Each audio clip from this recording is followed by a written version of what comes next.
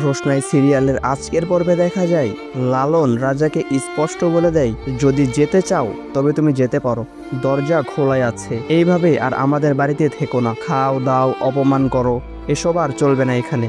রাজা তো চমকে গেল। সে বলে, এই বাড়িটা কি একা তোমার? লালন না থেমে বলেই দেয়, তোমরা যে ঘরে থাকো সেটাও আমার অংশ, আর তাই আমার বাড়িতে থাকতে হলে আমার নিয়মে মানতেই হবে। আর তখনই বাচ্চার সামনে এ অপমান দেখে রাগে ফেটে পড়ে রাজা। অরণ্যক তখন শান্তভাবে বলে, তুই তো নিজের সময় অনেক অপমান করেছিস, আজ সেটা ফিরে আসছে।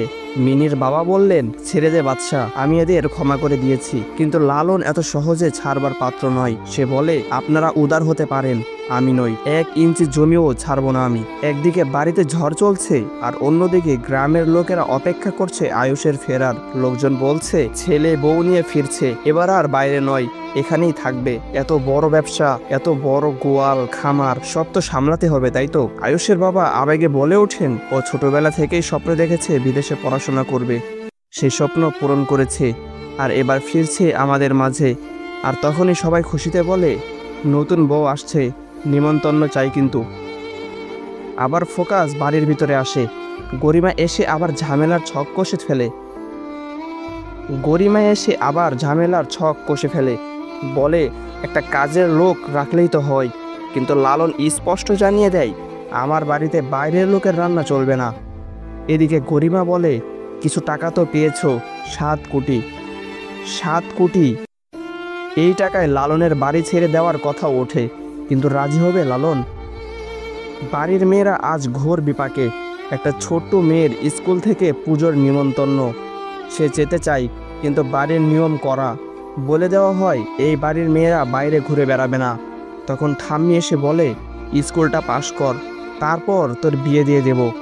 এই কথা শুনে মেয়েটা স্তব্ধ হয়ে যায়। আর সবাই বোঝে, এই বাড়িতে ঠাম্মির কথাই শেষ কথা।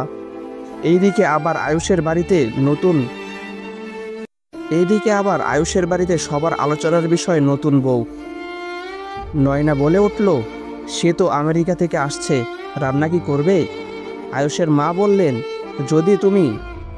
বউ যদি কাজ না করে তাহলে দরজা দিয়ে যেভাবে ঢুকেছে সেভাবেই বের করে দেব। এই কথা শুনে অন্য বউয়েরা বলে, আমরাও তো শিখেছি, কষ্ট করেছি, ও শিখবে। কিন্তু বড় বউয়ের মনটা নরম। বলে, ও তো আমাদেরই মতো একটা মেয়ে, ওর যেন কষ্ট না হয়, সেটাই আমাদের ভাবা উচিত। তখন নয়না রেগে যায়। আর শাশুড়ি এসে বলে, এত কথা কিসের? ভোগের রান্না বাকি, সবজির ভোগ, দুধ থেকে মাখন, ছানা থেকে সন্দেশ, সবই তো করতে হবে। তখন সবাই বলে, আয়ুষের মা তো একেবারে অলরাউন্ডার, রান্না থেকে সংসার সবাই জানেন। শেষ দিকে ঘটে আবেগের বিস্ফোরণ।